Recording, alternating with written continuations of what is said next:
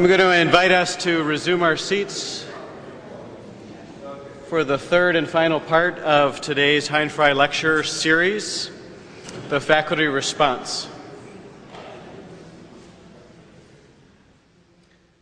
When I was invited to inquire among colleagues as to whom might be a suitable respondent to today's lecture, the choice became obvious, or was obvious very quickly. Charles Amjad Ali is regarded around the world as an expert on Christianity and its dialogue with the world's religions, and has a particular expertise in its religion and dialogue with Islam. I have plenty of notes that I would have used if we had more time, but for the sake of giving Charles ample time to respond, I'll keep comments brief, simply noting that he has been educated on 3 different continents and has held teaching positions at 4 or more. He is on more committees or commissions than I could imagine enumerating in this time, and has traveled the world. His articles, books, and requested presentations are numerous. Most recently, in 2006, Islamophobia. There are few who have written or spoken more eloquently on the topics of mission in this day and age, and for this reason he is a par excellence choice to be a respondent to the excellent material we've had set before us by Dr. Sanneh. So with that, I would invite you to welcome to the stage Dr. Charles Amjad Ali.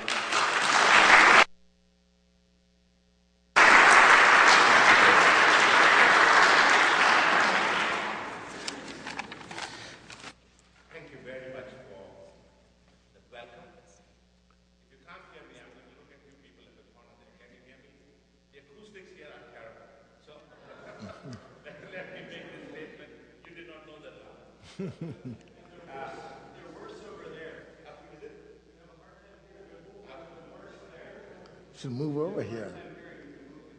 Should move over there. It is indeed a pleasure to be here listening to and responding to an old friend, Professor Sanneh. He and I got to know each other in the mid-80s when we were beginning to work towards an institute called the Oxford Institute for Mission Studies. And we still have those friends, and they're still bothering you, and they've stopped bothering me now. And then since then, our paths have crossed in a number of ways that we find some commonalities in our lives, in our biographies, and in our education system. Like him, I was also brought up with 6 languages.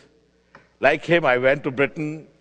I went to a Catholic school in Pakistan where my high school days, the Vatican II had just ended, and all of a sudden the liturgy of the church that we had to all go was shifted from the lingua sacra, which Lamin hasn't mentioned, the lingua sacra, the lingua religiosus of Latin, to the lingua franca of English. I went to a British public school called Repton. It's an Anglo-Catholic school where the liturgics were still in Latin. An Anglican school where the liturgics were Anglican, and a Jesuit school where the liturgy had just shifted to English. I went to Oxford, where every prayer was still, at the time, I'm talking about 68, still in Latin. At Balliol, our evening meal, our evening prayers were in Latin. Who has lingua sacra? Who has lingua religiosus? Who has lingua franca? Open to debates. Let me put this out right here. What I've loved about Lamin's work, I found him not only talking about translation, I have also found him, and I'm going to quote from his earlier work, that while Christianity is expanding in the other parts of the world, Christendom is dying. And I'm quoting from your Encountering the West, if you remember that loud. Written in 1993, it's a 15-year-old book. So I don't know whether Christianity has died in the West completely as yet or not. But it was happening at the time. And he says that it is dying. And I just came back from Germany. I spent 2 Sundays in a church where there were 3 people in the service. I was 33% of the attendance of a Sunday. Think of me. For the first time, I was not a minority. Okay, so you got to talk about these things. I'm grateful for what he has done for us in terms of those of us who have been working with mission, and the great import both of his assertion of the missionary enterprise of the church and the critical role that mission plays both for transforming societies abroad as well as in the home structure. I'm reminded of the early periods of mission where the argument for mission was carried out by Europeans not for the sake of fields alone, but for reviving Christianity in Europe itself. 1910 Edinburgh argues this over and over again. So any response given in a situation like this to talk to a friend who I respect and dearly love and have found him very helpful for the work that I have been doing is of necessity going to be aphoristic. I can't take all the papers and do this. So I'm going to take points that he has raised. It cannot simply be a sustained paper as we do if I was doing the academic presentation. Because what is required is to pick points made by Lamin, both for affirmation of the quality of the discourse, to elaborate where clarity and explanation is sought, where one feels discomfort, and where disagreement occurs. I need to point those out. So what I'm going to do is actually work on the paper that was given to me. Lamin has actually ended up in his verbal answer to you in positions which are closer to where I was going to come. So his paper that was given to me was different in a certain sense, and I prepared this paper on the basis of the paper. This is why, to me, and I say the church that is not in mission, and this is my critique of a lot of the tradition that has stopped talking about mission, has forgotten being the Church of Jesus Christ. Let me put this assertion right out so that you understand where I stand on this thing. The church without mission has stopped being the Church of Jesus Christ, because God was in mission in the incarnation. And if we are to be Christian called after that name, we have to live that faith. Mission to me, however, is not a specific vocation of some people, which it has been made. It is the vocation of every Christian who is baptized in the name and sent. Everyone who takes a Eucharist, proclaiming my death till I come. It's not a specific vocation. Some of us do it, but everyone should do it.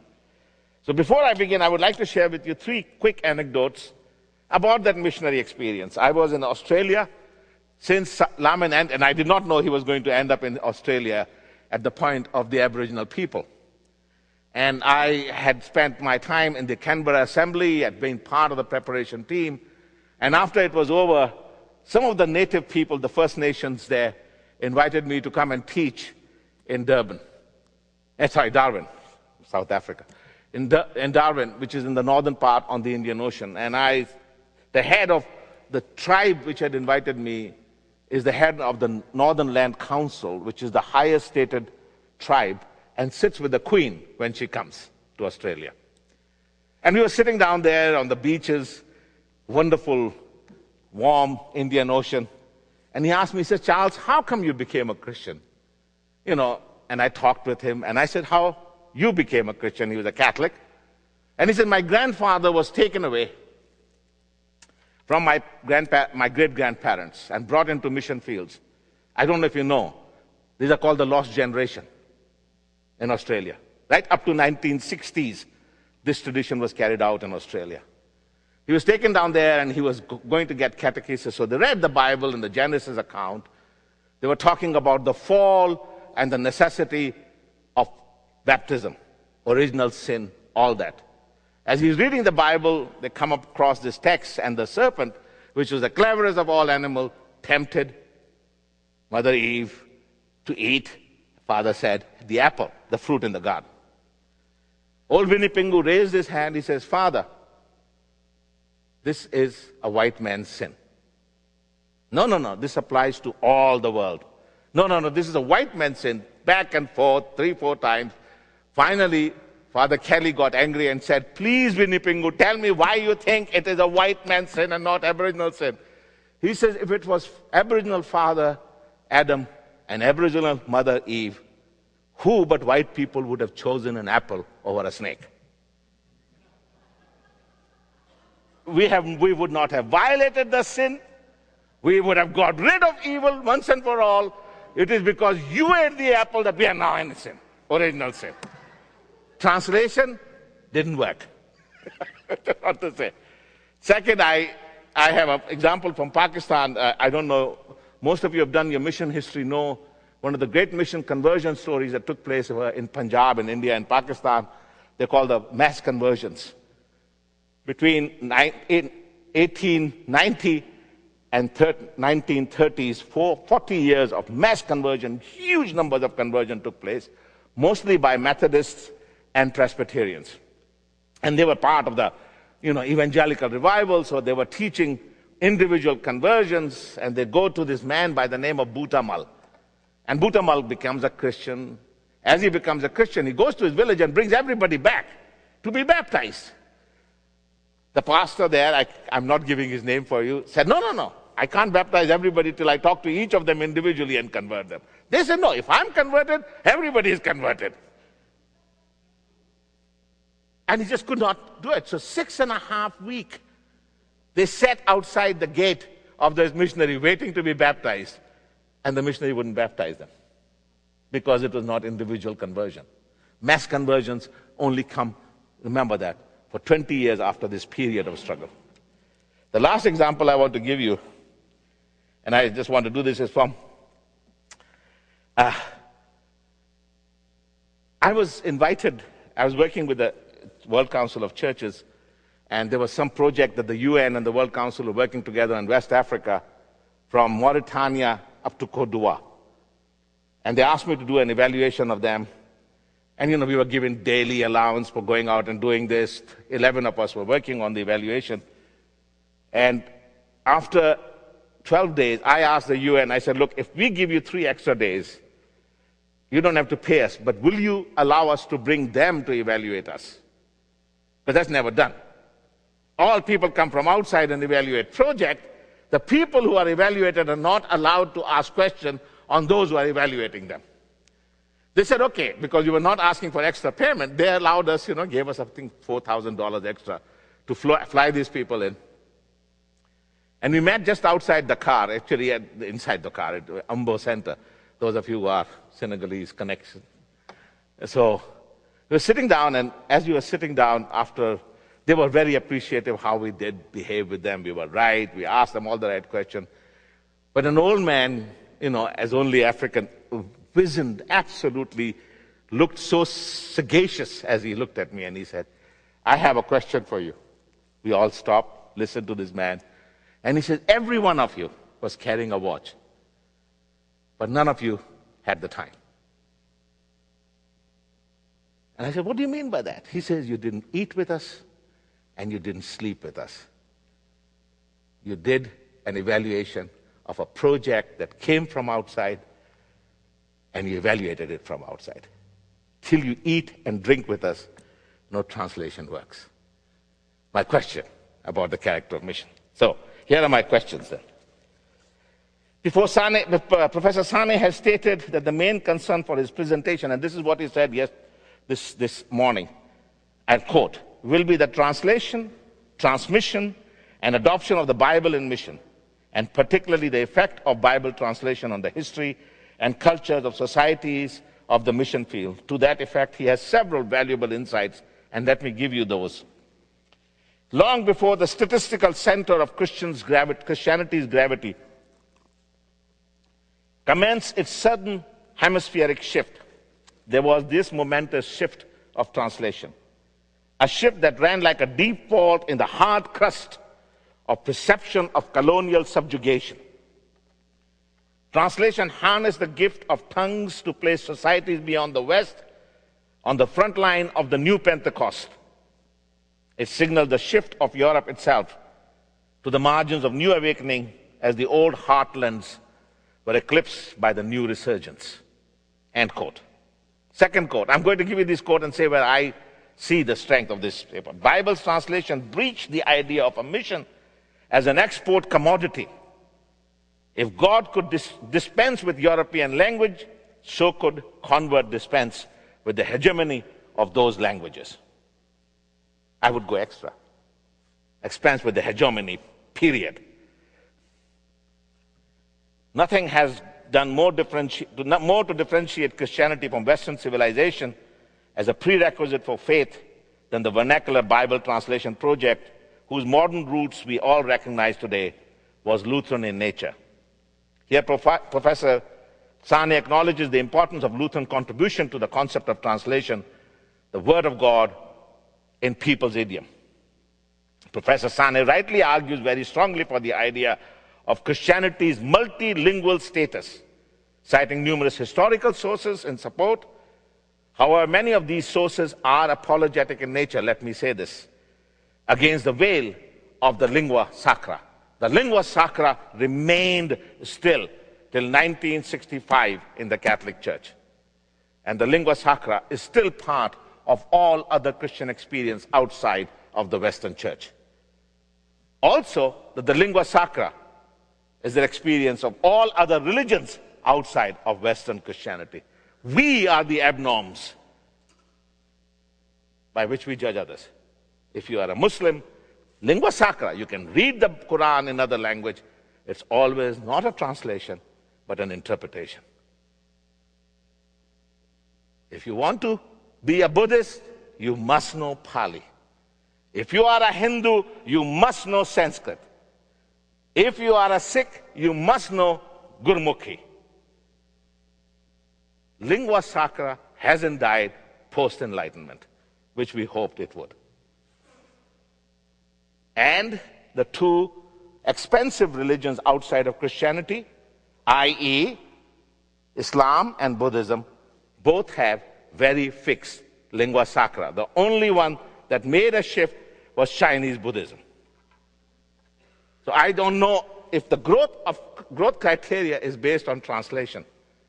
I think it doesn't work. And I hope Lamin can fight with me on that. Because Islam in 1400 years has expanded more than we did in our first 1400 years.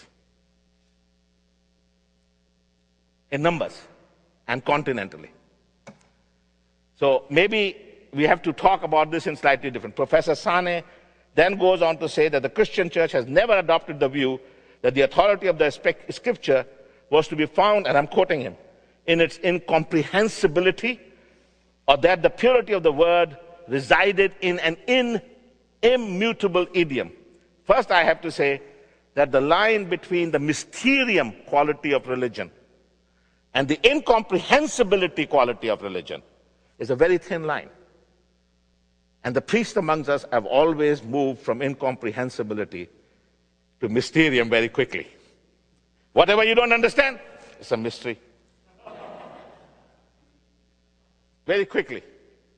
So I want to say that I want to hold the two in slightly more tensiveness than just say it is simply a matter of incomprehensibility. I remember reading Rodolphe Ott about the mysterium tremendum et fascinum. And I'm still moved by that. Otherwise, Kant is not a great friend of mine.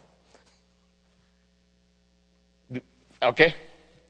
That one point. Secondly, the immutable idiom was not only maintained by the Roman Catholic in the Vulgate, but also maintained in the hard evangelical church, which were the hard missiological churches as well, where the text was perspicuous. You could not be involved, not only in translation, but interpretation, because if you put interpretation, then the human agency distorts the quality of the sacred text. Therefore, the text cannot be interpreted, just like the text has no authorship but that of God. So, in a sense, the logos to theo for the hard evangelical position is a very confused logos, because one is Jesus Christ and the other is the sacred text. So you have actually ended up with a logoi to theo rather than the logos to theo. What gets translated? Is it the logos in the second nature or the logos in the first nature? What gets translated? Is it Jesus and what Jesus means, and the gospel of Jesus Christ and what it means, and the cross of Jesus Christ and what it means, or what the text says and how we translate it? And let me come to this. And I have been quoted, and I'm quoting to you from the Bible now, Revelation 18:19. I warn everyone who hears the word of the prophecy of this book. If anyone adds to them, God will add to that person the plagues described in this book. This is taken very seriously by some brothers and sisters of mine. If anyone takes away from the word of the book of this prophecy, God will take away that person's share in the tree of life and in the holy city, which are described in this book. We must remember that every translation, however profoundly accurate it is always also and always more an interpretation. Let me quote, which I think as a person who does hermeneutics, there is no translation available without a principle of interpretation going on in there. For example, and I give you the new Revised Standard Version of the parable of the rich man or the Lazarus story, or whichever way you want to call it, Luke 16:19-31, verse 23. And I quote this because I think I find it very fascinating. It states that Lazarus was by the side of Abraham, rather than in the old translation where he was in his bosom. Now you know why they're worried about him being in his bosom, to adult man. So now comes an interpretation that actually takes over and translates the text and changes the character of the filial nature of Abraham and Lazarus, which is being replaced. Father Abraham, who's sitting in his lap? The son. And now he's being put on his side because we are worried.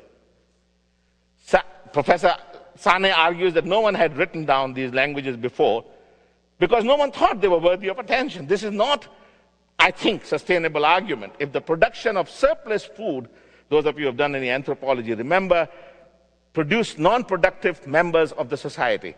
The more food you produce, more people can be sustained who don't produce. Those of us who are in pastorate, for example, are sustained by labor of somebody else who produces the food. We don't produce food directly. Soldiers, scholars, all these people. My argument is that the written text took away from the oral tradition. The artists, Professor Sanneh remembers one of the great fights that Islam has is against Kohens, who had the spoken word and had great tributes paid to all the rich people, but didn't have a written text. Once you start writing, you are moving the language to simplicity, which the language intentionally did not have. So we talk about metaphoricities. Professor Sanneh gave great metaphors of the body, of the corpuscle, that would not necessarily be the requirement. And one of the problems that you have with certain fundamentalism in all religion is the inability to deal with metaphors. The simplicity of meaning entailed in metaphors are gone. And you have to have a flat interpretation. Professor Sanneh moves very quickly through the major period of history, sometime from 1500 to early 1700, given the brevity of the paper, without seeing that within these 200 years, major cultural and educational shift took place, which made reading more prominent than the oral traditions were. Not only in the terms of academic, but also because of the emerging bourgeoisie, which entailed larger record keeping than ever before. All of a sudden, it was not only the aristocrats who had last name. Now everybody could have a last name. All of a sudden, reading became a much more larger requirement than it was in the Western tradition. Added to that was the massive changes that took place in European society because of colonialism, both the Iberian, the Spanish and the Portuguese from 1492 and 1496, and also the Western European colonialism, which led to the whole new educational class and bourgeoisie, which was becoming more religious because the middle classes were always more religious. So they had to have a language. However, he's right to point out that both the non-missionary nature of the Reformation and its Eurocentric understanding, when he writes, with their sights firmly averted from scaling any new missionary heights, the Reformation leaders limited the scope of scriptural authority to its European epicenter. He also moves, I think, rather quickly between the Indian and the African mission context, as if because the missionaries were roughly the same, the experience process itself must have also been the same. Although there are, of course, similarities, the people to whom the missionaries came, their cultures and the social structures were vastly different, which indicates the mission experience was also different in these two contexts. There were religions which had doctrine, which had text, with fully established structures, had caste systems on the one hand, and you had religions which were not bound by books. In this context, therefore, he is right to say that even the field of mission, such as prolific as Schwartz in Tranquebar, and his linguistic and educational work established a curriculum, and I'm quoting here, established a curriculum in which Bible and other Christian texts were expounded with the help of the principles and sciences of Western Enlightenment, showing how Bible translation was a channel for cultural transmission as well. So it's not just the Bible that was translated, but with the translation of the Bible, how the Bible was interpreted was also brought. So the hermeneutical keys were not translated, even if the Bible was. And so the person read the Bible and saw a snake and saw it negatively. So was not theologically that this mission movement was having an effect, but culturally and society as well. So my argument is that it is precisely because the nature of the gospel of Jesus Christ and not through the translation or the transmission that the conversions took place. People were moved by a vulnerable God. A God who died on the cross. Makes no sense at all. Christianity is the most bizarre religion if you're a non-Christian. Think of it. He says, here comes God who becomes human and dies. Now, anybody who has any belief in God will say, what are you talking about? So it's not an easily translatable concept, but it's precisely that concept that appealed to a large number of people. And those who were converted because they were converted by the power of the West have since lost that edginess of Christianity, which comes directly based in the theology of the cross. Professor Sanneh is absolutely right when he says missionaries should have been pleased, and I quote him here, when they came upon the evidence that God had preceded him. Listen to this very carefully, what he says. I think it's a profound statement. Missionaries should have been pleased when they came upon the evidence that God had preceded them and that local people possess faith in the reality of God. More than that, the willingness of the local to receive gospel as confirmation of what they always knew to be the case should have been delighted, but the missionaries had given them the heart that Scripture was being confirmed. God had not been without witnesses when all the nation walked their own ways. This reminds me of the big debate that takes place, those of you who have done your mission history, in Tambaram. 1938, Tambaram. The whole argument is there a preparation of the gospel in other religion outside of Judaism? Kramer and all that are arguing, no. Only Judaism is Preparatoria Evangelica, the second law. And the argument is Buddhism and Hinduism also Preparatoria Evangelica? What Professor Sanneh has argued, that there was a preparation of the gospel, and that Christ walked, and I quote him again, that Christ was there ahead of them doing this work. And that opens the debate as how we look at the Cornelius story all over again. Is Cornelius a Jew, a God-fearer, or truly, exclusively a Gentile? And if it is a Gentile, then the Gentile conversion, they get the message of God even before the proclamation of Peter. I'm going to rush through this now.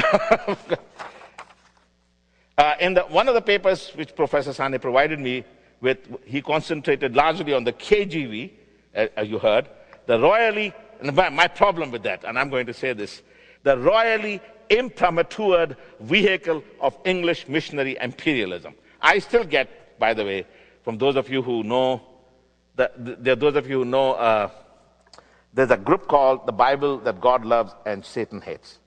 How do you get? I get all this ad. I get all this publicity from all the people. It's the King James Version. The Bible that God loves and Satan hates. And that's the only Bible that should be read. Because it had the imprimatur of the monarch. We had a Nicene Creed, which is also an imprimatur of a monarch. So we are suffering from a lot of monarchically determined theology, ecclesiology, and now bibliotry. I'm going to end up with this quickly.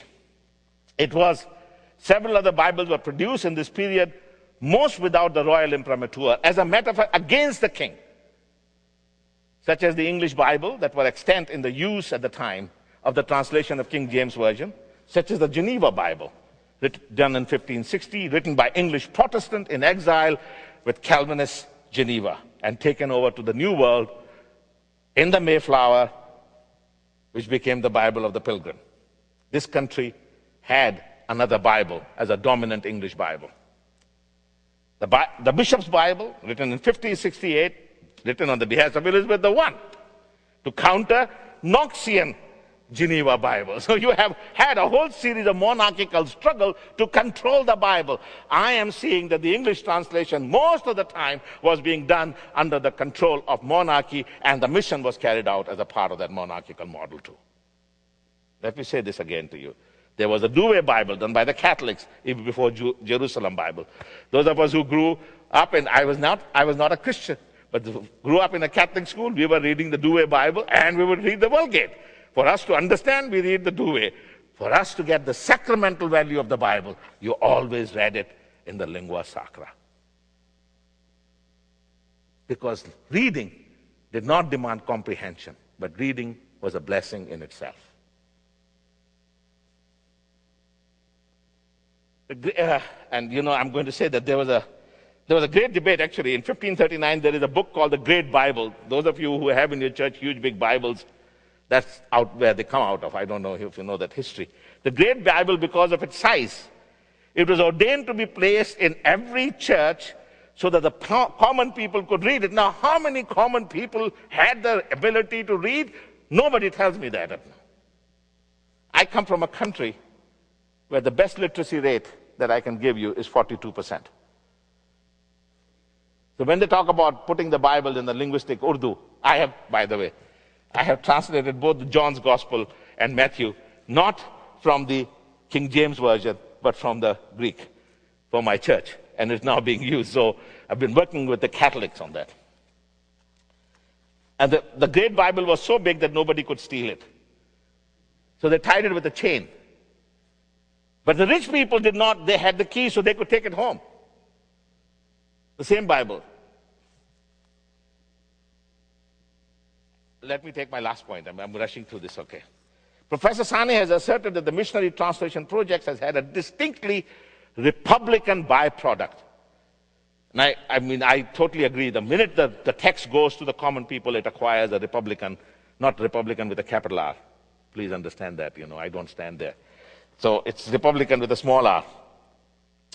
Byproduct. Two of the examples that he cites, however, throw a somewhat different light on the question. And let me quote that. In the first example, he talks about the Hoi people, those who were called Hottentot because they could not be pronounced. We could not pronounce a simple word as Hoi. So we made them Hottentot because they clicked their tongue. Who refers to missionary George Smith as Boss, the master. I still remember this when I went in 92. Every white person was called Boss in South Africa. This is much earlier. Similarly, the Nama African Guide to Dr. Theophilus Hahn, by the way, Hahn is considered to be one of the most progressive missionary in the Afrikaner church. Part of that Stalin-Bush connection. But, Hahn, who also calls him a master. If the Bible translation had the Republican effect or intent that Dr. Sanneh claims, where do the two subjects of these two antecedents learn or come to accept the fact that these missionaries are the masters? Unless they're told in that. If the translation itself did not have a Republican effect on them, how could it have on the converted? Further, how does a person committed to the language of conversion of the people get away with the term, and I'm quoting, raw heathenism, while learning about the tree, Goab, the god of the Ham people? So even when Professor Sanneh mentions the contribution of the local, ultimately what gets counted is the contribution of Schwartz and not that the person who contributed him to learn about God, which is what he says. I'm quoting him here now. So there's a clear from the people who named all their texts. Earlier in his work in 1999, he had argued that the former slave, influenced by evangelical Christianity and republicanism, believed that all are equal in the God's eyes and liberty without prejudice. Obviously, the period that he has covered in this paper takes place before the founding moment of the American republicanism, and therefore the missionaries are without a fully evolved sense of republicanism and liberty. And let me just finish this. Professor Sanneh describes the impact of vernacular scripture on the African and gives some effective quotes. Here is a document quote. Here is a document which proves that we are also human beings, the first and only book in our language. And again, quote, now we see that our friends in the foreign country regard us as people worthwhile, unquote. But these quote leaves us with a question: were they doubtful about their humanity or their being human being prior to their encounter with the missionary or colonialism? Or was that an imposed category that you're not human being? So once you become Christian, you will become human being. But prior to that, you're not. So were they doubtful of being people? Every African language that I have learned, from the Southern Africa, there's always a word for we the people. There's a concept of Ubuntu. You can't be a person without other being there. And your personality is there. So or was it the colonial experience of being made into either slaves or serfs and thus being required to call white man boss or master, or in my language, sahib, that they felt less human? With the Bible translation, because they had become Christian, they felt that at least they had acquired partially the status of their master. Now they might not be fully human, but by being Christian, they have become human at least. So therefore they can say, with this translation, I have acquired it. So first we have a negation of the humanity, then a partial affirmation of the humanity. Professor Sanneh sees this partial success as a great achievement. I don't, but Hans' raw heathenism was required before we could call them Christian. Pick up anything that is written up to 1960 in missiological document. They're always heathen, they're always pagan, they're always everything else but human beings. Translation did not help us overcome the concept of the superiority of one people over the other as a fundamental requirement for expressing our faith. Thank you.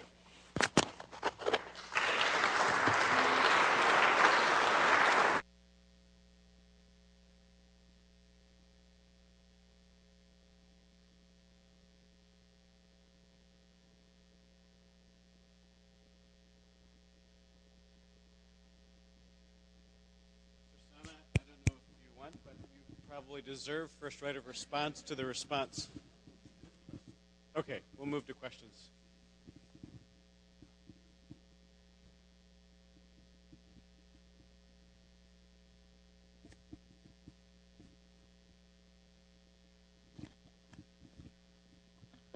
Name is David. I grew up in Kenya.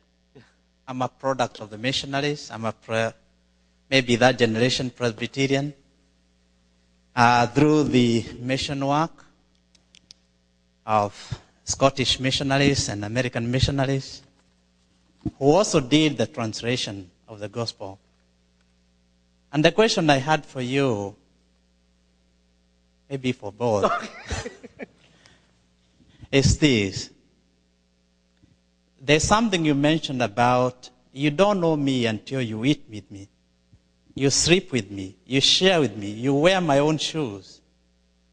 And I believe this is fundamental even to the translation of the gospel, that it's hard to translate that you don't even understand. And I have in mind, when they came to the issue of translating the word slave, and we have many words for that in my mother tongue, the word they used is what I think we were a British colony for many years until 1960.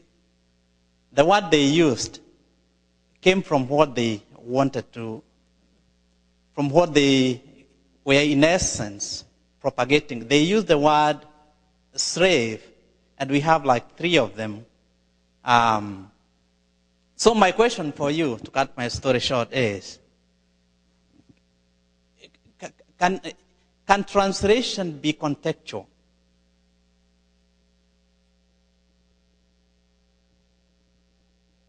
And whose context?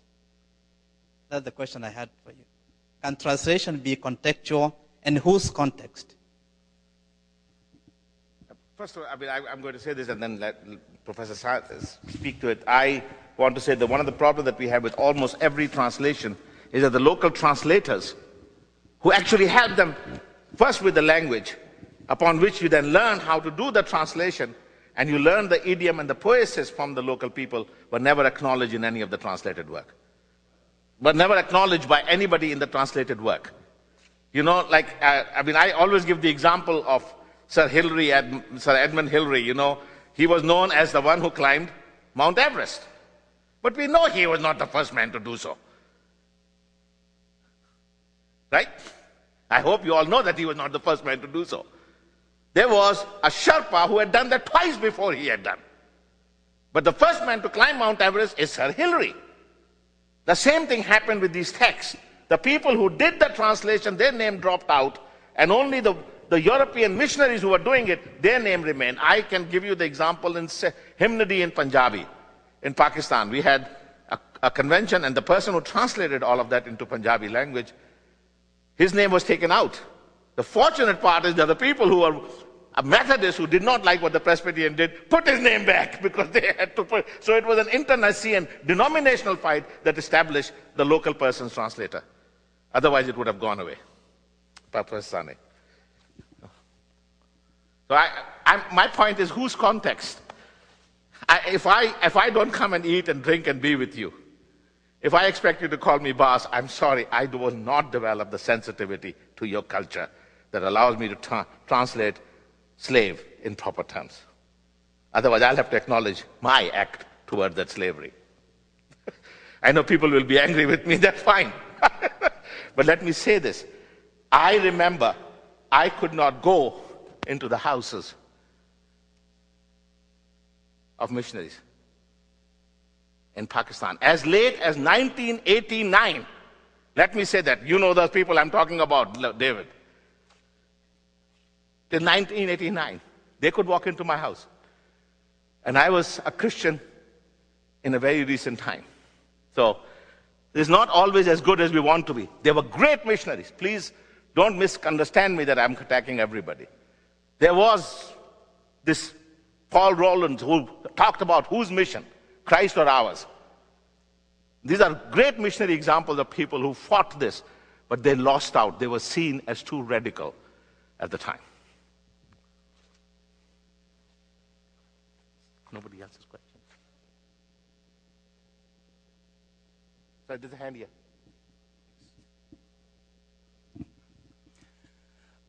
Thank you very much for the presentations that we've listened to since morning.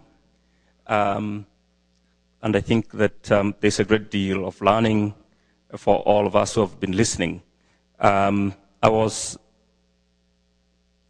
touched, by some revelations to the struggles for translators into languages, various different languages, especially with regard to making clear meanings of what is intended biblically.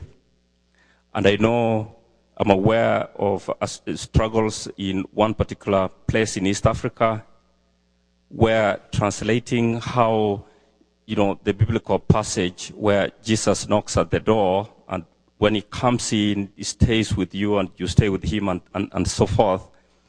And for that particular community, a person who knocks at the door is a thief. So that when you translated that literally, they understood the concept they got was that Christ was a thief. That was therefore an impediment, to what was intended. But that is not what I wanted really to say. I just want to put a question, especially to Dr. Sanneh. Yes. There is a Bible today in Africa which is known as the African Bible. And the African Bible was inaugurated a few years ago by the late Pope Paul. I have not actually read that Bible, but one thing I know is that it has been very attractive to people, especially in the West, whom I know have been asking to, look at it and so forth. After listening to today's presentation, my mind went back to it because I've not read it. I've not taken a lot of interest. And so this question comes to mind. What is very unique about that particular Bible, and whether that particular Bible is a translation by the Roman Catholic Church in Africa, or was it done with participation by different denominations in Africa? What is unique about that particular Bible, the African Bible, in regard to the various issues that you raised concerning translations? You got this, Africa. Yeah, I mean, you haven't read the Bible, and so I haven't read it either. But I'm puzzled as to how you can call the Bible the African Bible, because Africa there's no such thing as African language.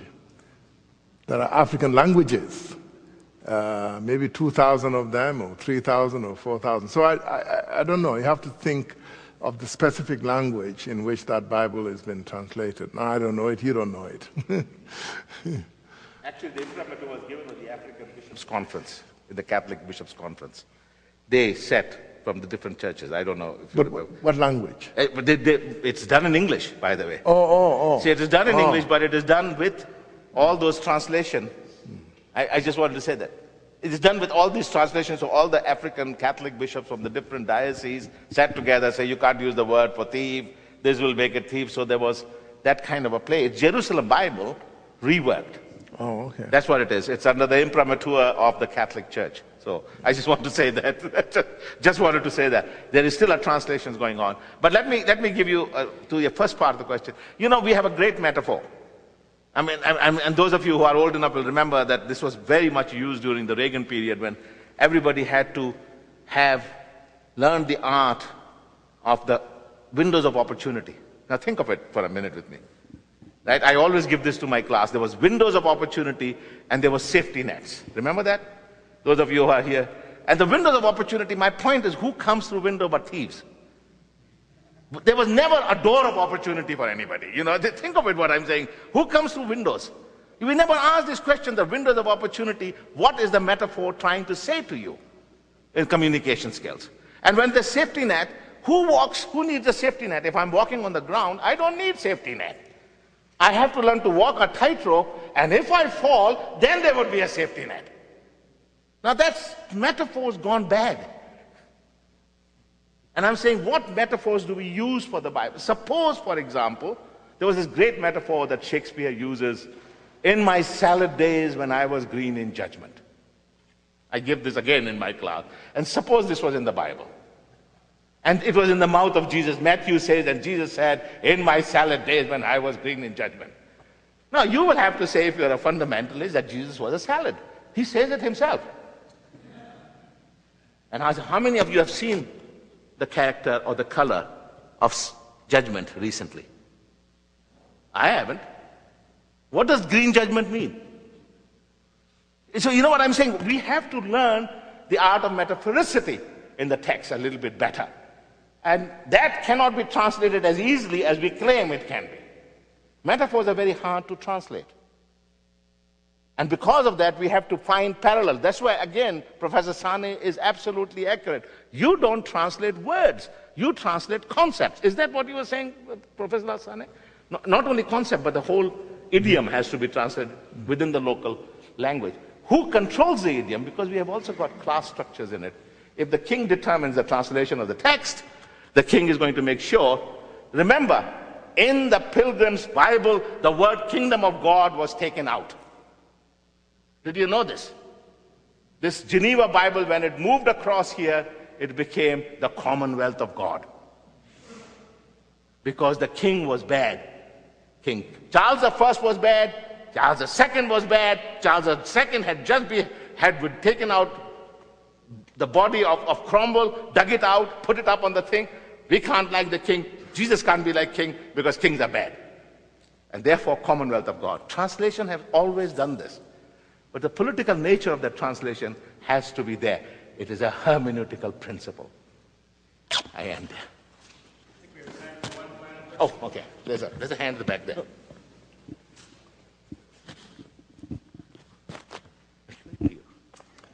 My name is Jin Kim, pastor at Church of All Nations, just 5 miles north of here. And I have the honor of being one of the pastors with Dr. David Mohia here, who asked the same question. Hi, David. My question has to do with location. Before we talk about translation, do we not need to do some more thorough work on location? For instance, we've had nations dominate nations from, Cain and Abel.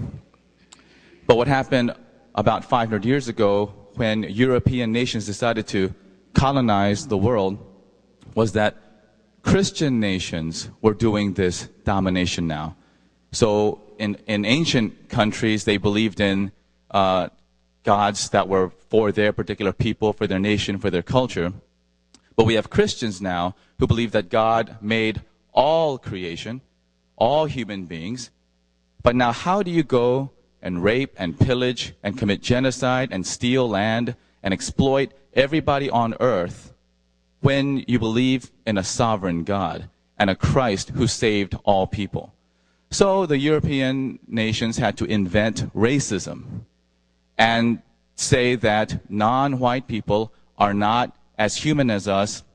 They're less human or maybe even subhuman, and therefore exploitation of other human beings is like kicking a dog. It makes us a little uncomfortable, but it's not essential.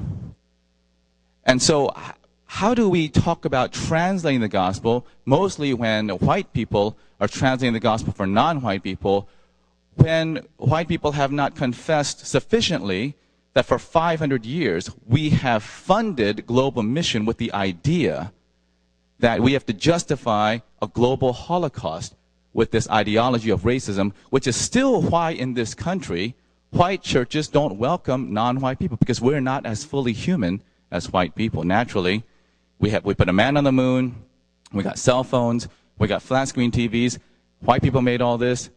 We believe we have a social Darwinism that funds everything. We believe that since white people are the most evolved, most civilized, most progressive, that no matter what kind of Holocaust we did on other people, it was justified, because in the end, people got saved and people got a cell phone. How about the work of location before we do the work of translation? Thank you. Professor Sanneh, you want to answer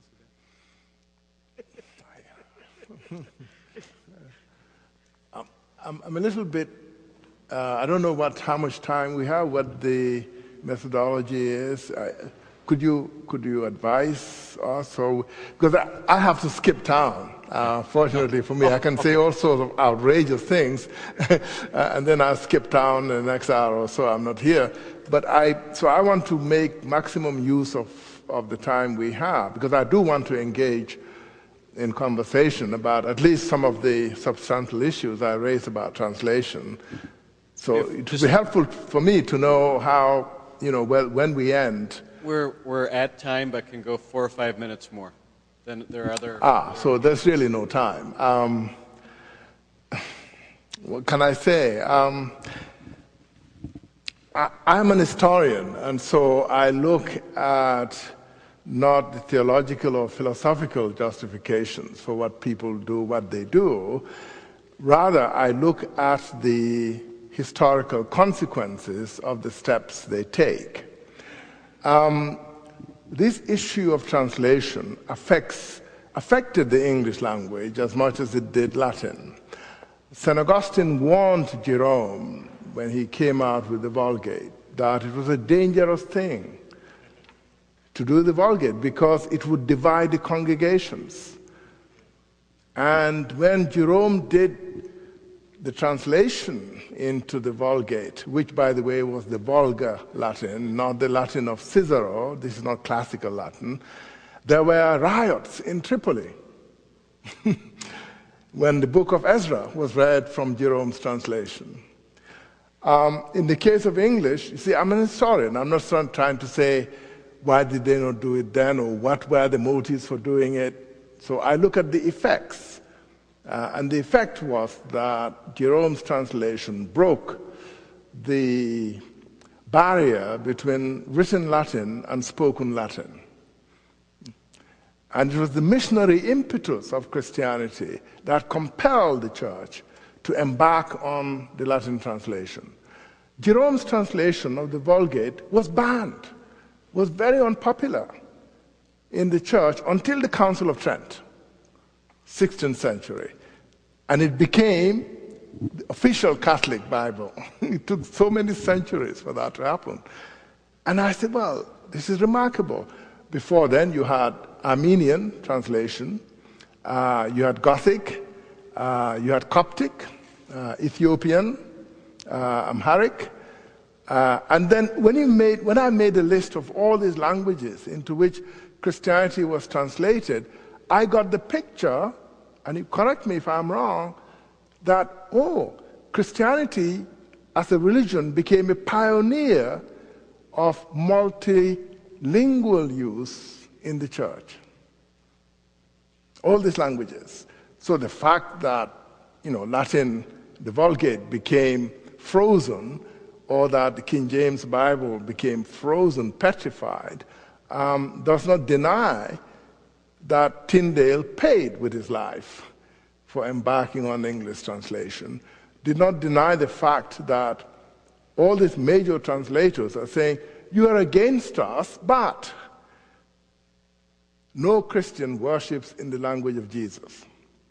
And so Christianity is a translated faith, and as a translated faith, it deserves to be embraced by all peoples without limits being set. That's the, broad sort of approach I'm making. The first Bible translation into an African language was done not by a white missionary, but by Crowther. I'm an historian, and so when I look at Crowther's translation of the Bible into Yoruba, I want to look at the repercussions of that on Yoruba culture and history. And so you had, from Crowther's translation, Samuel Johnson's History of the Yoruba. It's a remarkable book, written in the 19th century, the first such history. And that history was responsible, along with Crowther's translation of the Bible, for creating a sense of Yoruba cultural identity. John Peel, a social scientist, has argued that it was this Yoruba base of Christianity that gave the Yoruba, for the first time, a sense of who they are as a people outside Nigeria. It was in Freetown that this was created, in Christian milieu, in a Christian circle. In Ghana, the first history of the Ga people was written in the Ga vernacular language and then translated by Karl Christian Rheindorf himself into German and then English. 1860. 1860. 100 years later, 1960, we created the Journal of African History, where they were sort of tepidly arguing for using oral traditions to reconstruct African history. 1960. 1860, Karl Christian Rheindorf had used the oral traditions of the Ga to write a history of the Ga from a Christian background. So, as a historian, I'm compelled to conclude that the impact of Christian vernacular translation work led to the strengthening of indigenous cultural institutions and ideas. Now, my final point. I have seen nowhere in the history of Christianity in Africa or anywhere else where the people have embarked on conversion, been converted, and gone through a renewal, and also have lost the indigenous name for God. There's no example I know of. Nowhere. Well, this is a remarkable story, that the impact of the Christian movement overlaps with areas of traditional religions and ideas. Exactly.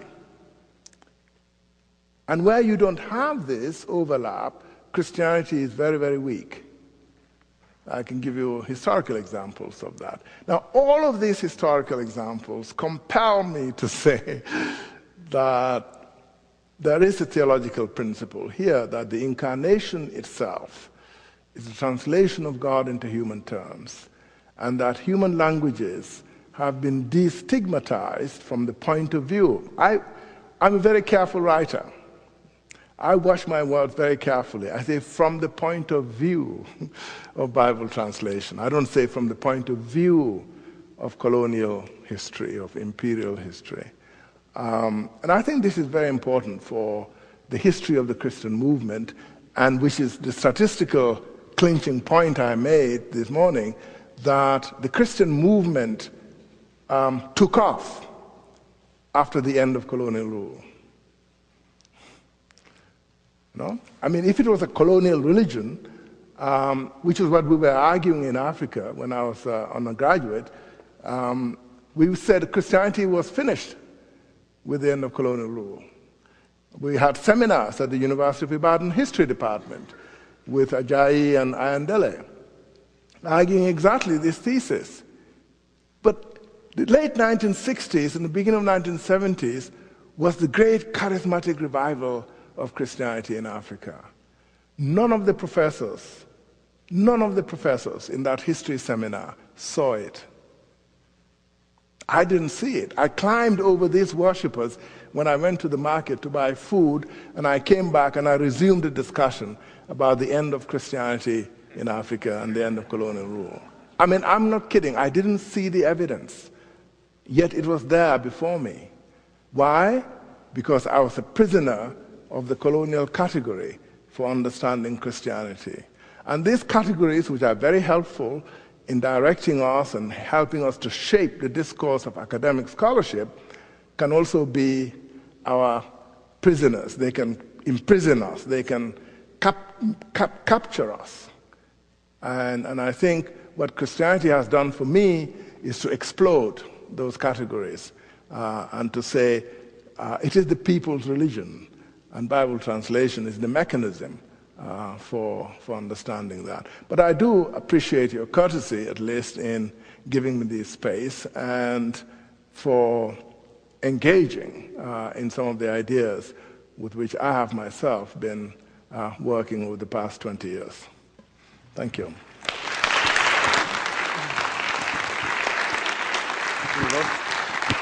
Yeah, please.